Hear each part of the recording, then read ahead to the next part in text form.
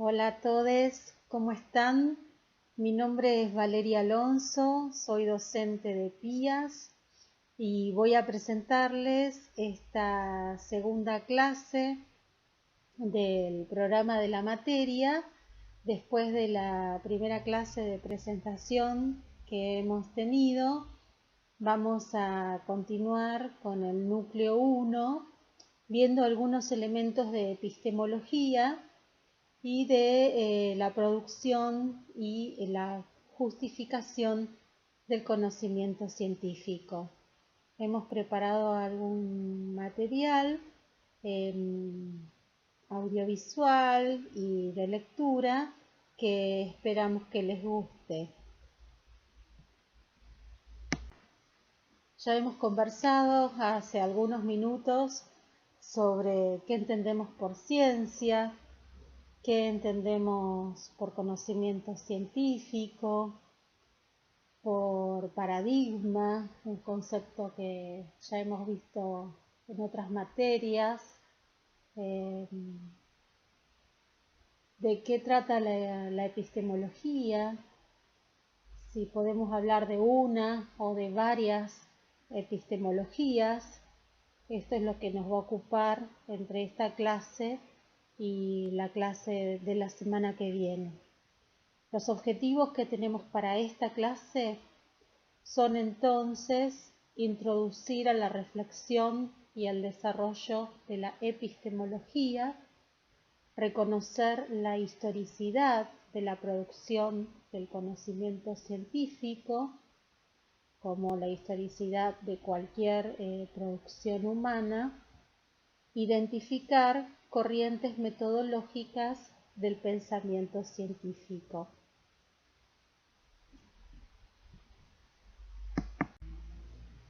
De acuerdo con estos objetivos, vamos a ver los siguientes contenidos en esta clase. La epistemología, discusión y desarrollo, una muy breve introducción al tema, el planteo de Thomas Kuhn, paradigmas, ciencia normal y rupturas epistemológicas o revoluciones científicas, una también muy breve descripción de las diferencias entre los métodos inductivo, deductivo e hipotético-deductivo. Y sí nos vamos a explayar un poco más en los contextos de descubrimiento, validación o justificación y aplicación del conocimiento científico, porque la clase que viene vamos a realizar una actividad en base a la lectura de un artículo que después al final se los voy a indicar, y vamos a analizar estos contextos de descubrimiento, validación y aplicación del conocimiento científico en relación con los contenidos de ese artículo.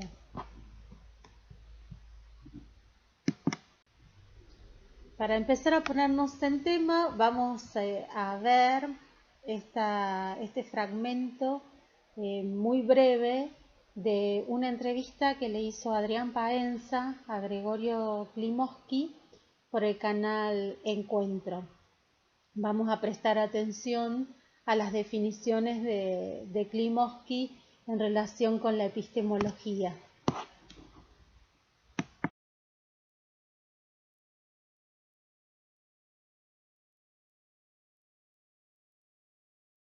Si usted tuviera que definir la epistemología, una de las áreas, digamos, de mayor investigación, en lo que usted más se ha dedicado, usted tiene una cámara y le dice a una persona que está sentada en este momento frente a su televisor y le dice, la epistemología es... Así como cada ciencia tiene su objeto para estudiar, y hay quien estudia la vida, hay quien estudia fenómenos psicológicos, hay quien estudia los fenómenos físicos, hay un fenómeno muy interesante y muy complicado para estudiar que es la propia ciencia. Ajá. ¿Cómo se ha dado el fenómeno de la ciencia? Y acá hay que dividir el problema en dos. ¿Cómo se origina el conocimiento científico? ¿Qué tipo de estrategias o de fenómenos se producen? Y lo otro es cómo se justifica. ¿Por qué tenemos que creer lo que nos han enseñado?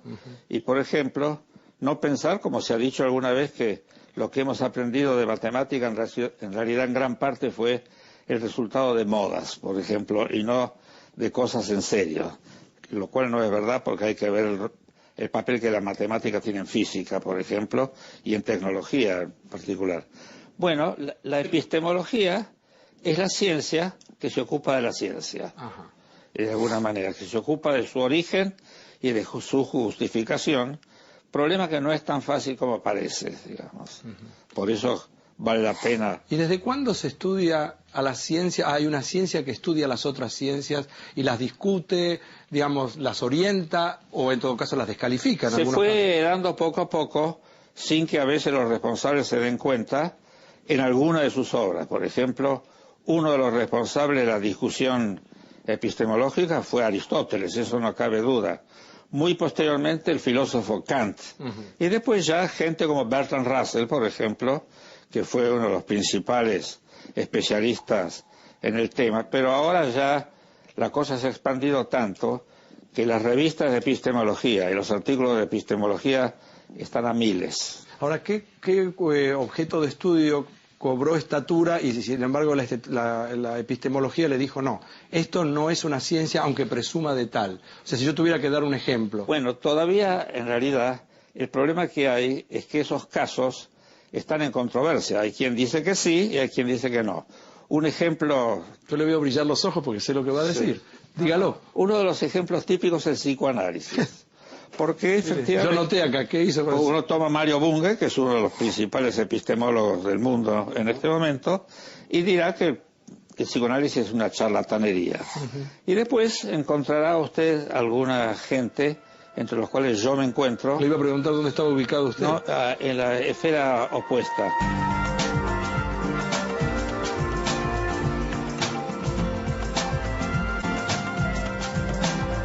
En general, hay muchas disciplinas en este momento que todavía son relativamente nuevas en la historia de la ciencia y que no se han desarrollado con el rigor que debieran. Pero algunos ejemplos?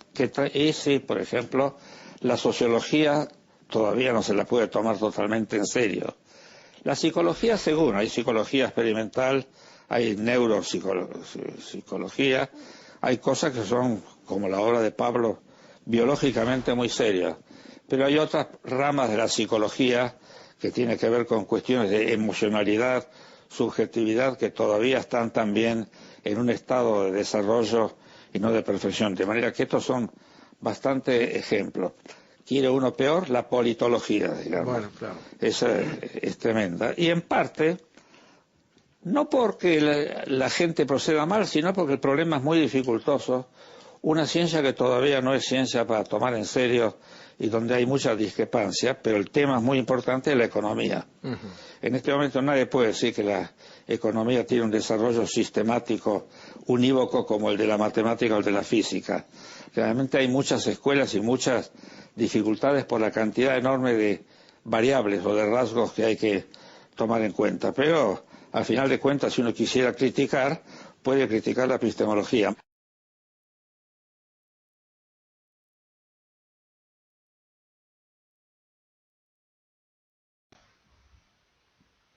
Bueno, después de compartir este fragmento de la entrevista a Klimovsky, vamos a repasar entre todos quién fue Gregorio Klimovsky. Fue un matemático y epistemólogo argentino que falleció hace muy pocos años y bueno, que se destacó por una larga producción en epistemología y también en epistemología y psicoanálisis, como aparece en el video. Pueden buscar también por internet para encontrar algún detalle más de su bibliografía. ¿Cómo define la epistemología en esta entrevista? Bueno, la define como la ciencia que se ocupa de las ciencias, ¿sí? Especialmente, lo vamos a ver después a repasar al final de la clase, pero define a la epistemología como la ciencia que entiende en la fundamentación y en la justificación del conocimiento científico, que es también un tema que vamos a desarrollar, ¿no? Y la define como una actividad crítica, ¿sí? Eh, Fundamentalmente Klimovsky es un crítico, ¿no es cierto? Incluso hacia el final de la entrevista plantea la posibilidad de la crítica a la misma epistemología. Eso es como un rasgo característico de la epistemología, esta actitud crítica. ¿Cuál es el modelo de ciencia que privilegia Klimovsky en esta entrevista? A pesar de que reconoce, hemos visto al psicoanálisis como actividad científica, Klimovsky, como la mayoría de los epistemólogos, eh, apela al modelo de las ciencias exactas, ¿no es cierto?, como modelo de rigurosidad científica, ¿sí? Él habla de la física y de la matemática, fundamentalmente, como modelo de actividad científica. Dijimos que la epistemología es la ciencia que se ocupa de las ciencias, de analizar la fundamentación y la justificación del conocimiento científico, de un tipo de conocimiento que es el conocimiento científico. Pero entonces, ¿qué es la ciencia y qué es el conocimiento científico? ¿Cómo se distinguen de otros tipos de conocimientos, ¿no?, de producción de conocimientos? Bueno, Gregorio Klimovsky, en uno de los textos que tienen ustedes para leer en esta clase, define a la ciencia como un conjunto de conocimientos que utilizamos para comprender el mundo y para modificarlo, pero que es un tipo, digamos, de conocimiento, un tipo de producción de conocimiento que es histórica, ¿no?, particular e histórica, y se corresponde con el Occidente moderno, ¿sí?, con esa Europa que se piensa a sí misma como modernidad y se consolida entre los siglos XVI y XVIII, negando toda su historia medieval y reconociendo sus orígenes en la antigüedad grecolatina. Es por eso que cuando, digamos, a la hora de definir el conocimiento científico, se apela a las definiciones de Platón, ¿sí?, uno de los filósofos del siglo V antes de Cristo, de la Grecia clásica. Y entonces podemos decir, siguiendo esta línea filosófica de Platón, que para que un conocimiento sea científico, tenemos que creer en él, pero tenemos que creer en él porque lo consideramos verdadero, porque se corresponde con la verdad.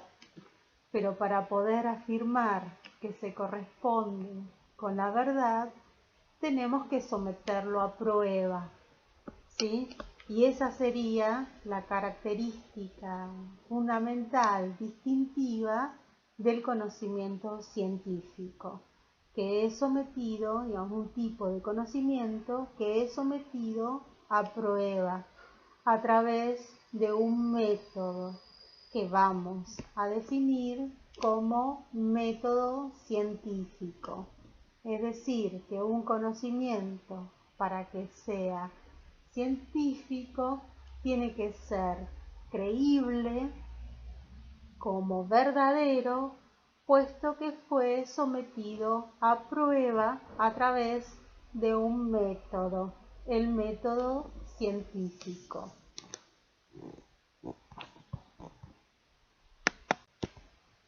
La ciencia, entre sus distintas disciplinas, las disciplinas científicas, se definen por su objeto de estudio. Por ejemplo, la biología se ocupa de la vida, la física se ocupa de los cuerpos, la antropología se ocupa de la diversidad cultural, el psicoanálisis del inconsciente. Esta es una manera de definir la ciencia a través de los objetos de estudio de sus disciplinas científicas. Sin embargo, la característica principal que dispara, podríamos decir, la producción científica es la estipulación de determinados problemas básicos, ¿sí?, para cada época y para cada disciplina, que orientan las líneas de investigación en este intento por comprender y explicar el mundo, ¿sí?, y poder así transformarlo, como decíamos recién. En este intento de resolución de problemas básicos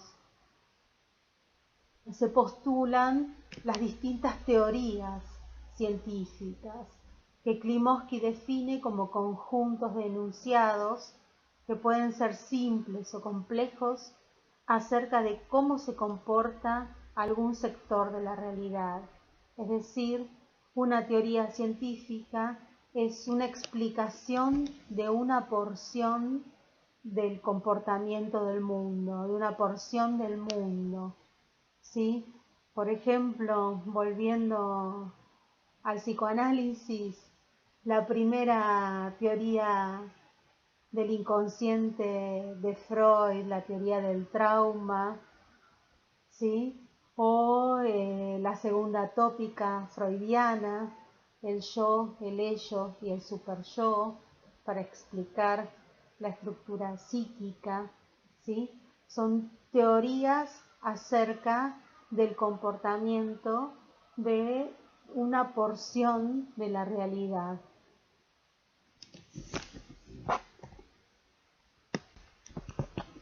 Estas teorías científicas, estas formas en las que se organiza el conocimiento científico, requieren ser validadas, como dijimos, ¿sí?, es decir, puestas a prueba a través de un método, del método científico.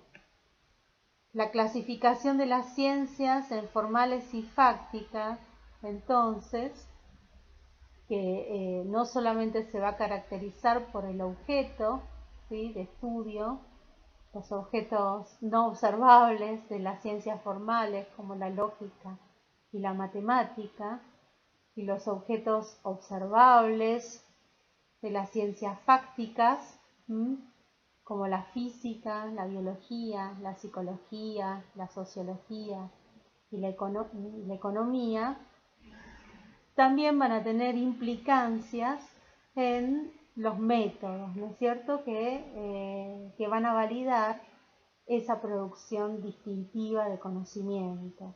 Las ciencias formales, como la lógica y la matemática, van a hacer uso de los métodos deductivos, ¿sí?, los métodos lógicos, y las ciencias fácticas, que se van a caracterizar por contar con una base empírica, ¿sí?, es decir, que van a ser, digamos, van a producir conocimiento que va a tener que contrastarse con la base empírica, ¿sí?, observacional. Van a hacer uso de los métodos inductivos y de los métodos hipotéticos deductivos. Entonces encontramos que tenemos dos tipos de lógica o de razonamiento: los razonamientos de tipo inductivo y los razonamientos deductivos. Los razonamientos inductivos van de lo particular, de la observación de hechos particulares, ¿sí?, hacia la postulación de leyes o generalizaciones. Es decir, observamos, por ejemplo, el comportamiento de A, de B, de C, y a partir de esa muestra inferimos que todo ese universo se comporta de la misma manera que nuestra muestra. En cambio, los razonamientos deductivos se corresponden con la lógica, ¿sí? Y tienen una dirección que va de lo general hacia lo particular. Decimos, de las teorías científicas hasta la predicción y la explicación de los hechos observables, de acuerdo con esta lógica deductiva, ¿sí? Por ejemplo, si decimos si afirmamos todos los patos tienen plumas, A es un pato, A tiene plumas. Esa sería, digamos, la lógica del razonamiento deductivo. Los métodos deductivos puros son característicos de las ciencias formales como la lógica y la matemática. Las ciencias fácticas, que tienen, como dijimos, una base empírica contra la que debemos contrastar nuestras teorías científicas, ¿sí?, para que se produzca conocimiento que podamos considerar científico, hacen uso de dos tipos de métodos: el método inductivo y el método hipotético deductivo. El método inductivo se caracteriza por la inferencia probabilística, ¿sí? Por esto que decíamos, digamos, está a partir de la observación de una muestra, poder inferir de manera probabilística el comportamiento de todo ese universo, ¿sí? Y el método de prueba, podríamos decir, de la probabilidad de los enunciados, de nuestros enunciados observacionales, es la verificación, ¿sí? Este tipo de método, entonces, no es capaz de generar teoría y es muy criticado desde las posturas que se corresponden con la del epistemólogo Karl Popper, un epistemólogo austríaco del siglo XX, uno de los más influyentes en la epistemología del siglo XX, junto con Thomas Kuhn, que vamos a ver ahora en un ratito, y que plantea que para que un conocimiento sea científico, este tiene que ser refutable, ¿sí? Es decir, que tiene que ser sometido a prueba y sobrevivir a su refutación. Entonces él plantea que el método científico por excelencia es el método hipotético deductivo, es decir, el método que parte de una hipótesis, ¿sí?, un enunciado acerca de la realidad, un enunciado teórico, ¿sí?, en estado de problema, y que tiene que ser contrastable, es decir, que tiene consecuencias observacionales que deben ser corroboradas o refutadas a través de la contrastación. Karl Popper supone que la ciencia avanza, progresa, a medida en que sus teorías no son refutadas, ¿sí? Cuando una teoría es refutada, tiene que elaborarse una nueva teoría que supere a la teoría fallida. El método entonces hipotético-deductivo es capaz de generar teoría.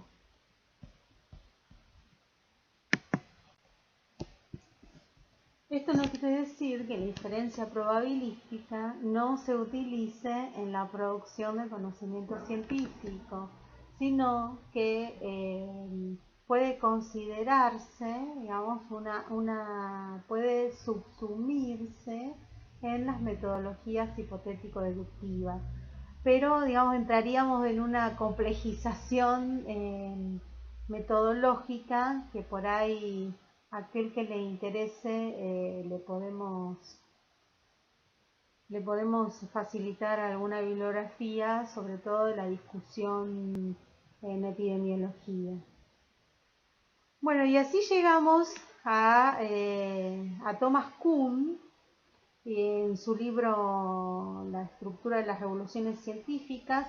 Thomas Kuhn es un epistemólogo, un físico norteamericano, estructuralista, podríamos decir, que hace énfasis ya no en este progreso de la ciencia hacia la verdad, en esta visión más positivista de la ciencia, sino que hace énfasis en el carácter histórico de la producción del conocimiento científico. Ustedes tienen también para leer hoy un capítulo de un libro precioso de Gregorio Klimovsky que hace referencia a la epistemología de Thomas Kuhn. Bueno, es famoso por su definición de paradigma, y este concepto se entrama en su teoría de las revoluciones científicas. Thomas Kuhn considera que la ciencia tiene periodos, ¿sí? Periodos de ciencia normal en la que se produce conocimiento científico, concluyen las discusiones epistemológicas, comienzan a resolverse los problemas prácticos, estos problemas básicos que planteábamos nosotros al principio como disparadores de la producción del conocimiento científico, estos enigmas, los llaman Kuhn, que son propuestos por los paradigmas, ¿no? Los paradigmas que son históricos. Define paradigma como el consenso de la comunidad científica en una época, en un lugar determinado, acerca de cuáles son los problemas, los enigmas básicos de los que debe ocuparse la ciencia y cuáles son los métodos para resolverlos. Sin embargo, llega un momento en que los paradigmas vigentes se agotan, ¿sí? Aparecen una serie de anomalías que provocan contradicción interna en la actividad científica, refutaciones, podríamos plantear en términos popperianos, hasta alcanzar una crisis o emergencia que se evidencia porque se observa una recaída en las discusiones epistemológicas. Entonces, toma lugar, acaece una revolución científica y un cambio de paradigma hasta que nuevamente vuelve a estabilizarse en un periodo de ciencia normal. Estas postulaciones de Thomas Kuhn, entonces, como decíamos, no llevan necesariamente a un progreso científico, puesto que los paradigmas pueden retomarse y repetirse en distintas épocas históricas. Pero así como decíamos con Gregorio Klimovsky, ¿se acuerdan al principio con la entrevista?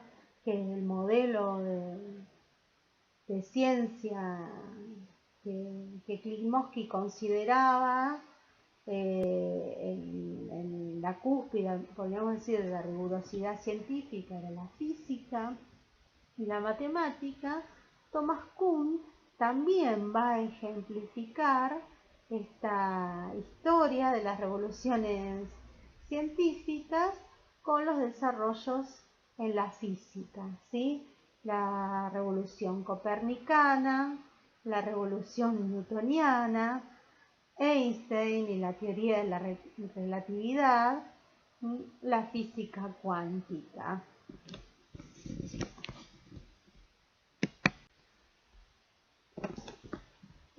Llegamos finalmente al último de los contenidos que teníamos para tratar hoy y que tiene que ver con los contextos del conocimiento científico.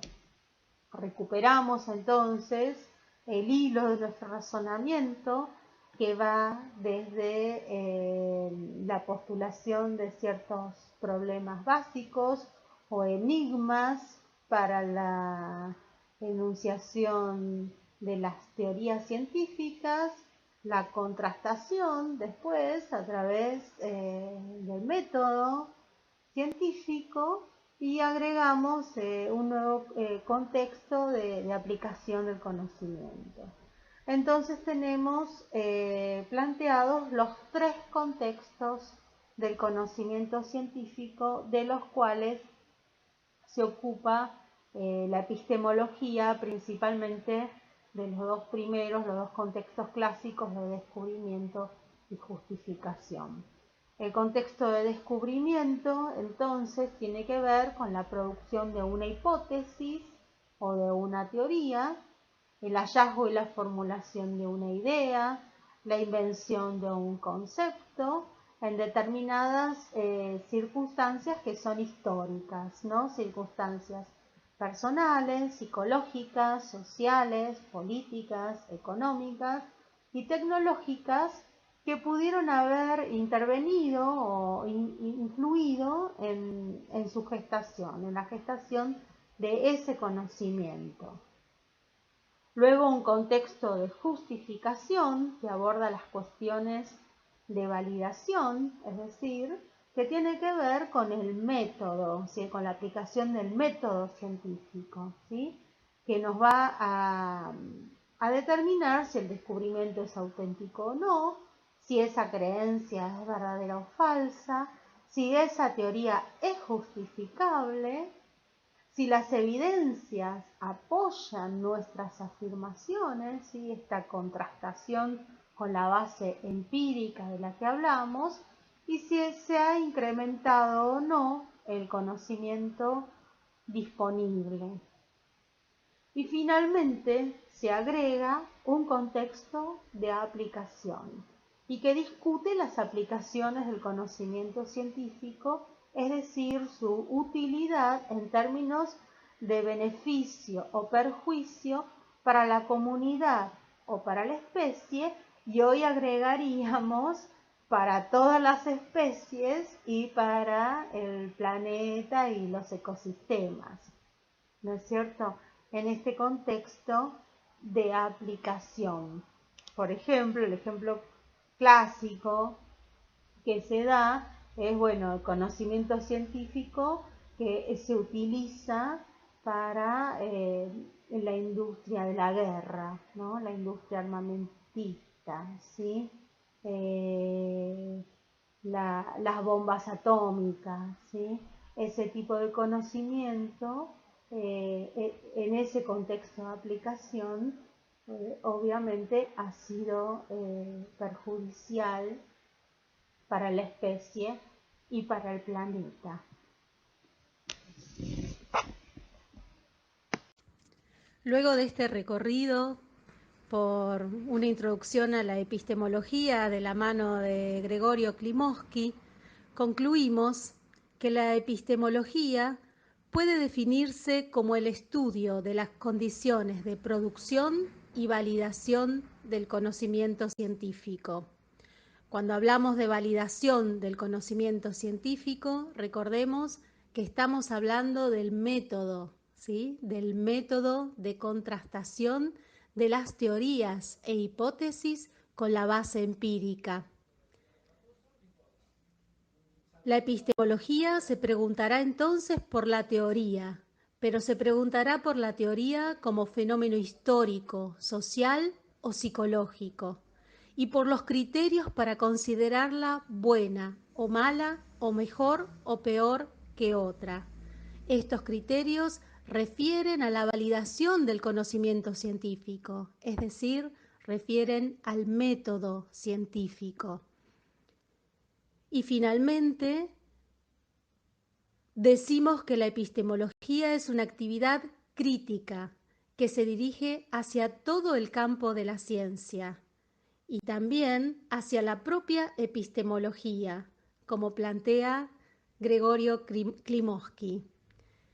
En esta posición crítica de la epistemología es que vamos a presentar muy brevemente algunas epistemologías que significan una ruptura epistemológica con la ciencia hegemónica.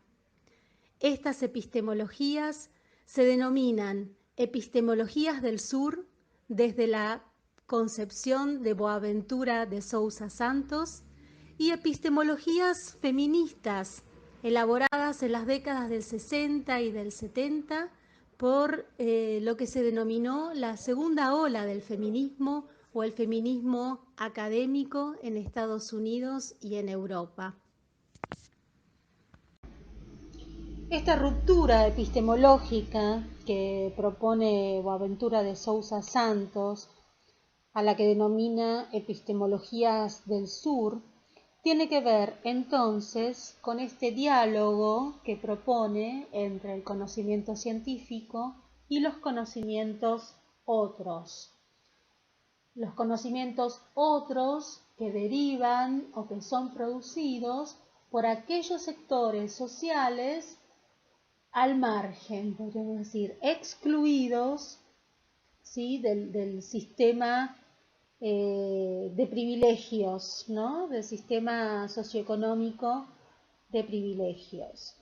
Habíamos hablado entonces de los sectores populares en América Latina, de las mujeres y de los movimientos indígenas y de las poblaciones indígenas. Entonces, las epistemologías del sur pueden definirse como epistemologías situadas, ¿sí?, en el contexto sociopolítico.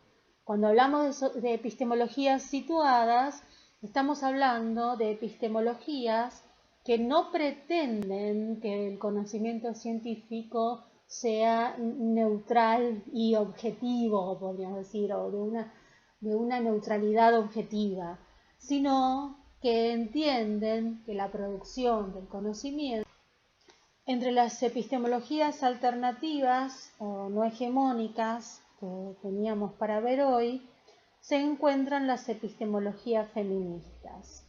Estas epistemologías se vinculan con la denominada segunda ola del feminismo, que se desarrolla durante las décadas del 60 y del 70 del siglo XX, principalmente en Europa y en los Estados Unidos, con el lema "Lo personal es político". Estas epistemologías denuncian los sesgos androcéntricos de la ciencia tradicional y su potencial perjudicial para las mujeres, las diversidades étnicas y todo aquel sujeto que se encuentre por fuera de los estándares canónicos que se corresponden, por supuesto, con el adulto varón blanco y europeo. Tienen un doble propósito que consiste en cuestionar la neutralidad de la relación entre el sujeto y el objeto del conocimiento, característica de las corrientes más positivistas de la ciencia, y cambiar las perspectivas tradicionales sobre la producción de conocimiento. Como actividad práctica para esta clase de introducción a la epistemología, les pedimos que formen grupos de 3 estudiantes. que lean la bibliografía obligatoria de la clase 2, esto es los 2 capítulos de Klimovsky, de los libros de Klimovsky, más el artículo de Analía Rearte y colaboradores sobre las características epidemiológicas de los primeros casos de COVID-19 que ocurrieron en Argentina. Y respondan estas consignas que se detallan en esta diapositiva en un documento que no supere las 2 páginas. Las consignas se articulan con los contextos de descubrimiento, de validación o justificación y de aplicación del conocimiento científico que hemos visto a lo largo de la clase y que en este caso los articulamos con la producción de conocimiento científico en vigilancia epidemiológica de COVID-19 de acuerdo con los contenidos del artículo de Rearte. Para la primera consigna, describir el contexto de descubrimiento de la producción de conocimiento científico en COVID-19, les recomendamos que revisen la introducción del artículo de Rearte, pero que combinen esa información con la que puedan obtener de otras fuentes que ustedes elijan, otras fuentes de información que ustedes elijan como para completar ese contexto de descubrimiento. En el caso de la consigna número 2, identificar las particularidades del contexto de validación de conocimiento científico en vigilancia epidemiológica de COVID-19, les recomendamos que revisen la metodología que aparece publicada en el artículo de Rearte, es decir, para analizar las especificidades metodológicas que posibilitaron la validación de estos resultados que se publican en el artículo.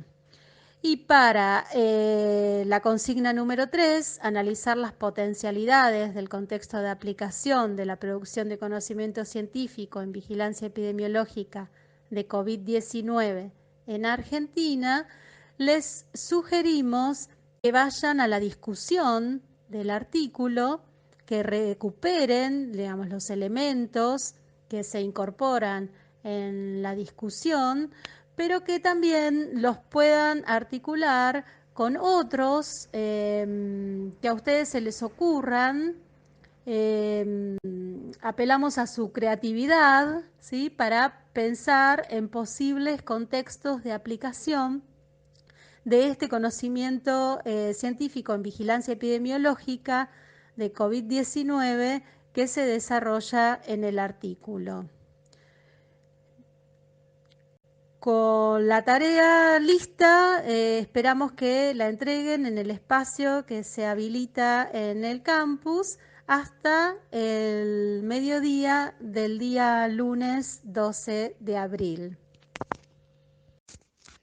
Queremos finalizar la clase de hoy recordando al profesor Andrés Carrasco. Andrés Carrasco fue investigador del CONICET y fue director del Laboratorio de Embriología de la Facultad de Medicina de la Universidad de Buenos Aires. Fue el primero en Argentina en estudiar los efectos perjudiciales del glifosato en embriología humana. Nos despedimos entonces con su mensaje que dice: una ciencia sin conciencia es ruina para el alma. Nos vemos pronto y seguimos conversando a través del campus virtual.